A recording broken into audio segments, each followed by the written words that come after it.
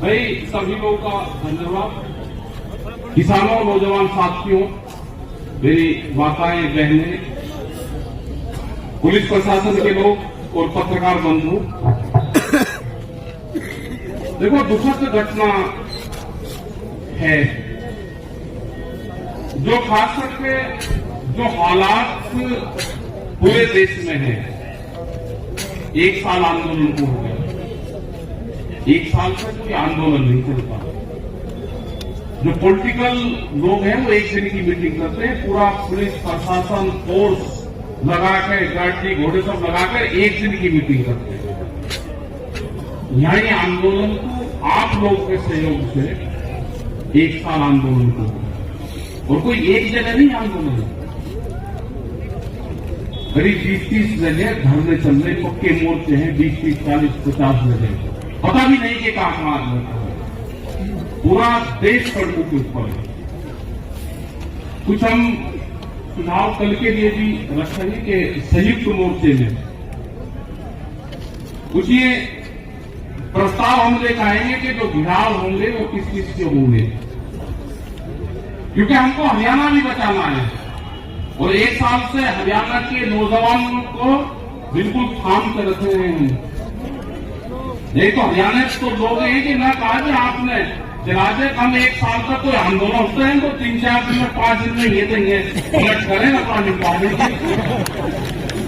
तो हमको हरियाणा को निपटाना नहीं है, हरियाणा का जो गुस्सा है उसको शांत करना है।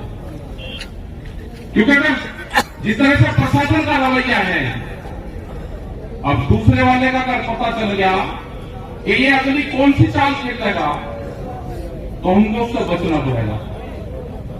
इनकी अब चाल है कि इनका खालिस्तानी वाला मूवमेंट चला गया, पाकिस्तान कहा हमको वो चला गया, इनको छोटा बड़ा किसान ने बताया वो चला गया, माओवादी बताया, बाहर की फंडिंग इन्होंने बताया। अब इनका जो अगला टारगेट है ये है कि इनको जातियों में तोड़ दो। तो उन जातियों के समीकरण को कैसे हम बचा कर रखते हैं उसको हमको बचना पड़ेगा। अब ये बता देंगे कि ये तो आंदोलन कुछ पंजाब के लोग हैं, कुछ हरियाणा के हैं और कुछ उत्तर प्रदेश का थोड़ा सा हिस्सा है। कल भी कुछ चैनल के लोग बात कर रहे थे, हमने कहा कि ना ज्यादा बता रहे नहीं, 4-5 सोनीपत के गांव हैं, 4-5 गांव तो सोनीपत के हैं, 2 गांव पंजाब के, 3-4 गांव मुजफ्फरनगर के, 7 गांव का आंदोलन है। ये तो ज्यादा बता रहे आपको। यहाँ पे भी जो रामचंद्र, उसका नाम काटता है, जाति का नहीं हो किसी का, वो बीजेपी का सांसद है। यहाँ किसी जाति के खिलाफ आंदोलन नहीं था, वो बीजेपी के सांसद के खिलाफ था। जातियों का सहारा लेकर बचना चाहते हैं तो ये तो नहीं होगा। ये जो सरकार है ये तोड़ फोड़ने का काम करती है। ये तो आरएसएस के लोग ऐसे हैं, ये अगर 3 भाई है कहीं एक के पास में बैठने लगे तो आपको न्याय करवाइए। हरियाणा में क्या करा इन्होंने? हरियाणा में इन्होंने जाट वर्सेस पर काम करा। ये गुजरात में गए तो पटेल नॉन पटेल का काम करा। ये महाराष्ट्र के अंदर गए तो मराठा नॉन मराठा का काम करा। ये उत्तर प्रदेश में गए तो हिंदू मुसलमान पे काम करा। ये बिहार के अंदर गए तो लालू प्रसाद का परिवार छोड़ा। उन्होंने कहा कि यहाँ पर मजबूत सा परिवार है उत्तर प्रदेश में, मुलायम सिंह वाला, उसके भाई चाचा को दो बंटवारा कर दिया। यहाँ पर हरियाणा में आया तो यहाँ पे भी घमासान कर दिया, एक परिवार में तोड़ फोड़ कर दिए कि कितने किसान लाठी लेकर फिर दूसरा प्रयास को करना फिर तो यहाँ पे तोड़ फोड़ कर रहे। फिर जातियों में आ गए, फिर घरों में घुस गए, फिर महिलाओं को तोड़ दिया। तो इनसे भाई बचना पड़ेगा इन लोगों से। ये अगर पार्टी जो सरकार है, अगर ये बीजेपी की भी सरकार होती तो भी वो बातचीत करती। ये सरकार है मोदी की, और मोदी की सरकार को चलाती है बड़ी बड़ी कंपनियां। जिन लोगों ने ये पार्टी बनाई थी वे तो मकान के अंदर बंद हैं, उनकी बोलने की हिम्मत नहीं है। अडवाणी जैसे लोग, मुरली मनोहर जैसे लोग जो मंचों पे साथ आते थे, स्वदेशी की बात करते थे, बहुत ज्ञानी आदमी थे, लेकिन बोलने की हिम्मत नहीं और अपने ही फैसलों को चुनौती दे रही है। 2011 में जब नरेंद्र मोदी गुजरात के मुख्यमंत्री थे, उस टाइम पे एक फाइनेंशियल कमेटी बनी थी जो मुख्यमंत्रियों की कमेटी थी। उस कमेटी में एक प्रस्ताव था कि एमएसपी पे गारंटी कानून बनना चाहिए। ये उसके अध्यक्ष थे कमेटी के। वो कमेटी ने प्रस्ताव दिए, उस टाइम के प्रधानमंत्री मनमोहन सिंह के पास वो प्रस्ताव गया। वो प्रस्ताव आज भी रखा हुआ है, उन्होंने नहीं करा, एमएसपी पे गारंटी कानून नहीं बनाया। इसके बाद में ये काले कानून, ये 2012 में उस टाइम की जो कांग्रेस की सरकार थी वो एक काले कानून लेकर आई थी। इन्हीं के जो सुषमा स्वराज, इन्हीं के मेंबर पार्लियामेंट, उन्होंने स्पीच दी लोकसभा में भी, लोकसभा में, राज्यसभा में। अरुण जेटली, उन्होंने कहा कि ये काले कानून है जो ये सरकार लेकर आई है, इन कानूनों को वापस होना चाहिए। जो खरीद करता है मंडी में आड़ती, वो किसान का एटीएम है, रात को भी पैसे चाहिए तो ले लेते हैं। उनके ध्यान है पूरे। हमारी समझ में ये नहीं आया कि 2012 में जो कानून काले थे वे 8 साल में कानून सफेद कैसे हुए। 2020 में यही जब इनकी सरकार आ गई तो उसी कानूनों को लेकर आए, तो 8 साल के उसमें वो रंग उनका सफेद कैसे हुआ। ये तो उस टाइम पे सफेद कानून थे या आज वे काले कानून है। इन्होंने कहा कि ये एमएसपी पे कानून बना ली वो वाली सरकार और गलत तरीके के कानून लेकर आई, ये सरकार खराब है, इसको बदलना पड़ेगा। ये बन चुका है, पूरा देश लगा, वो गवर्नमेंट को गिराया गया। आज के लिए आगे हम इनको कह रहे कि भाई अपने ही कानून को आप लागू कर दो। भाई एमएसपी गारंटी कानून आपकी फाइनेंस को लागू कर दो। उन्होंने कहा कि पहले वाले ने लागू नहीं करा। भाई पहले वाले ने लागू नहीं करा, वो चली गई सरकार, अब तो आप हो। और जो कानून 2012 में काले थे वे 2020 में सफेद कैसे हुए, इनके पास में कोई जवाब नहीं है। ये पूरी दुनिया में, यहाँ नहीं, बहुत कंट्री में, ये पूरी दुनिया में अनाज पे अपना अधिकार जमाना चाहते हैं। ये भूख के ऊपर व्यापार करना चाहते हैं। ये रोटी को तिजोरी में बंद करना चाहते हैं। आज कह रहे कि उत्तर प्रदेश में इलेक्शन है तो अप्रैल तक हम अनाज फ्री देंगे। उसके बाद में क्या होगा, क्योंकि अप्रैल तक उनकी वोट चाहिए। जो केएफसी और मैकडॉनल्ड्स कंपनी का नाम बहुत सुना होगा, जो यूथ है हमारे, वो बचा हुआ भोजन जब शाम को क्लोजिंग होता है उनका 8 और 9 बजे, वो जो बचा हुआ भोजन है वो अपने कर्मचारी को भी नहीं देते। वो डस्टबिन में, कचरे के डब्बे में उसको डालते हैं। अगर 2 गुलाब जामुन के पीस बच गए, अगर उसका बिलिंग होगी तो उसका कर्मचारी खा सकता है जो उसको बांटता है पूरा दिन। अगर उसका बिल नहीं कटा तो कचरे के डब्बे में जाएगा, उसको खाने के लिए नहीं देना चाहते। इसीलिए रोटियों पर, अनाज पर अपना अधिकार जमाना चाहते हैं। और ये एक नहीं है, ये कानून और भी है। दूध की भी एक पॉलिसी आ रही, जिन्होंने कहा कि बाहर की जो कंपनी आएगी वो 20 रुपया लीटर दूध गांव में बेचेंगे, कोल्ड ड्रिंक की तरह 22 रुपया लीटर। अगर 22 रुपये लीटर ये बाहर का दूध गांव के गांव में बेच देंगे तो अपने पशु का क्या होगा, वो तो गया। टर्की एक देश है उसमें एक भी पशु नहीं है, आज सब खत्म हो गया। यही बिजली अमेंडमेंट बिल में है कि इसके बाद में 2 पशु होंगे तो कमर्शियल कनेक्शन देना पड़ेगा। मध्य प्रदेश की पूरी बिजली प्राइवेट कर दी। ये पूरा एक दूसरे से जुड़ा हुआ पूरा तस्वीर है। इनका वास्तविक टारगेट ये है कि ये जमीन इनको चाहिए, ये जमीन पर नजर है इनकी। आपने केसीसी बहुत लोग नजर रखा हो, जो बड़ी बड़ी बाहर की कंपनियां हैं वे आ रही, वे कहेंगे जी हम जितना भी केसीसी ले रखे हम आपके पैसे दे सकते हैं बैंक को, और ये केसीसी की जो रिकवरी करने का अधिकार है वो हमको दे दो।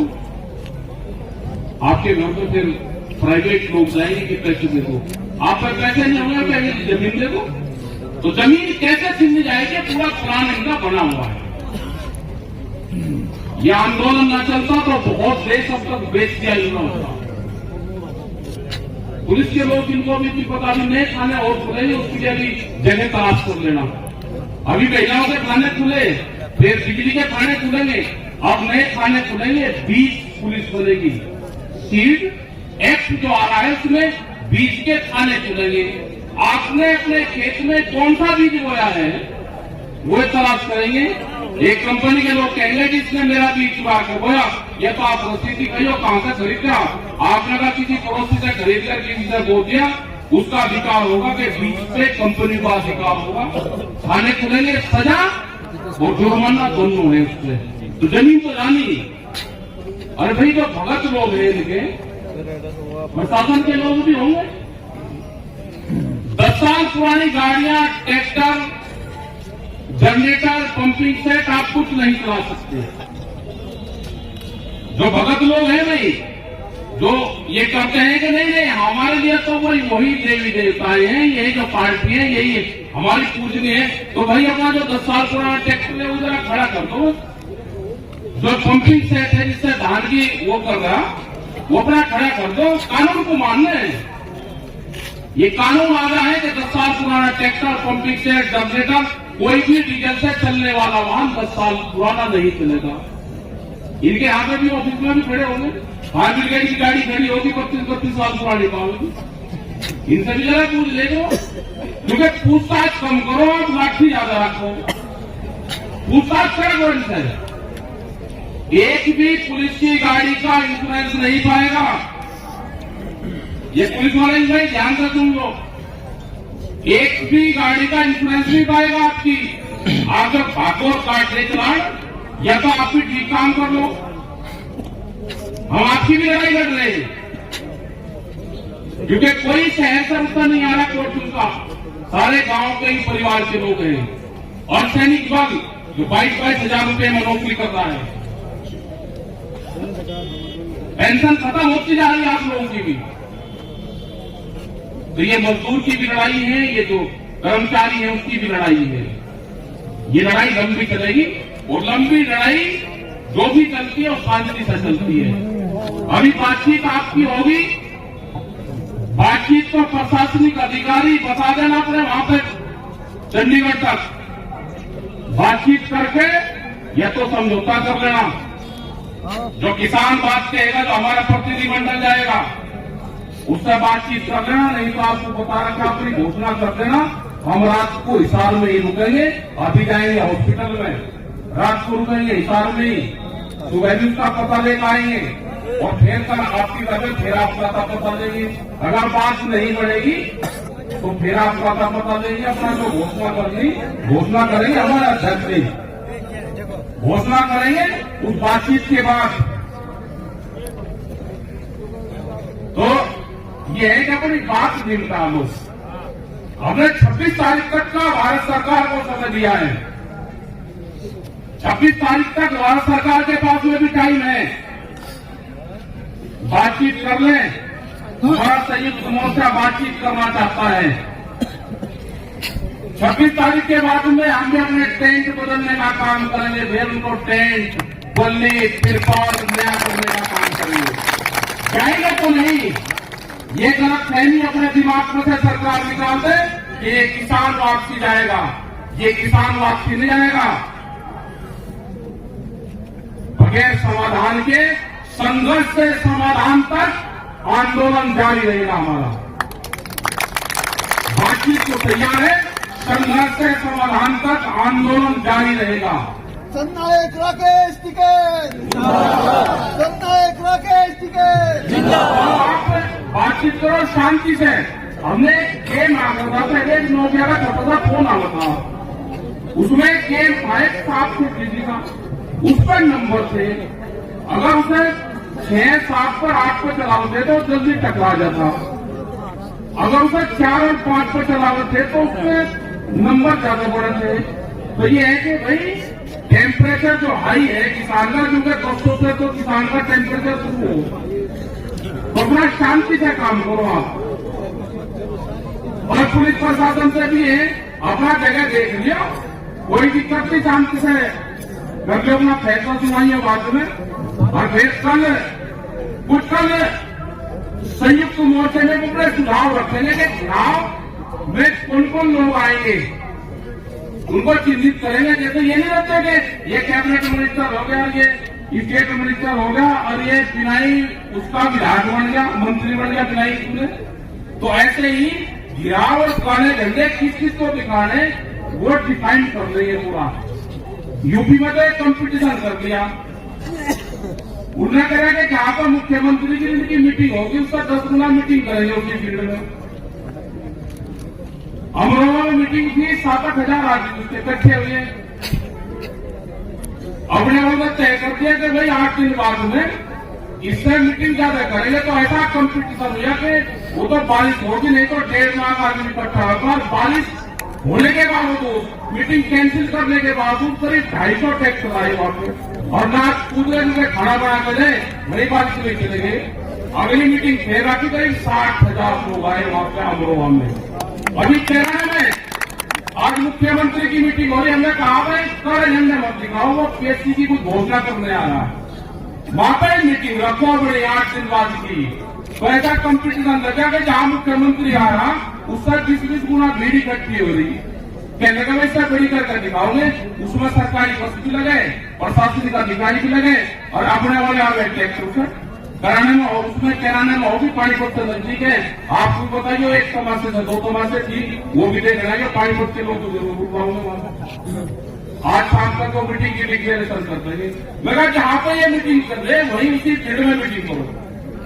तो देखो इनको जनता तो इनको वोट दे रही है उत्तर प्रदेश में, लेकिन ये तो धोखेबाज लोग है, जालसाज है, धोखेबाज है, जाली लोग हैं।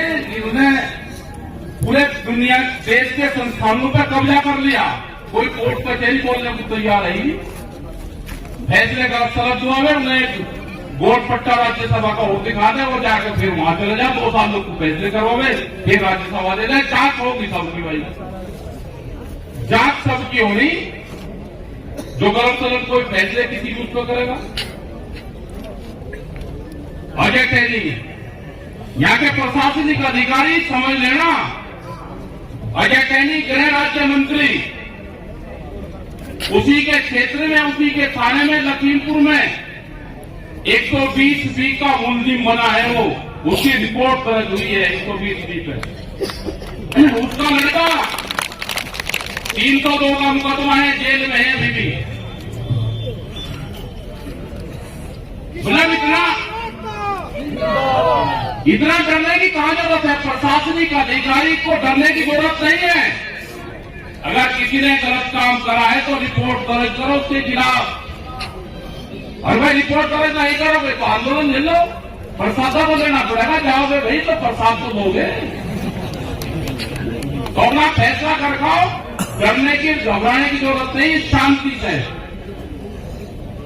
आगे का फैसला जब कर पाएंगे वो कमेटी बताएगी। जो 5 लोगों को जिनको चलना, हम एक बार डॉक्टर से हिसाब से भी मिल लें, हम यही रहे, रात को बुलाओगे हम फिर आ जाएंगे, रात को हम यही रुकेंगे, पूरे हालातों का जायजा लेके। संयुक्त मोर्चे ने कहा कि रात को वहीं रुकना, कल फिर सुबह ही निकलते ही, अगर आप यहां रुकोगे तो निकलते ही आएंगे, नहीं तो टोल पे जाएंगे, और कल फिर यहां से वापसी जाएंगे।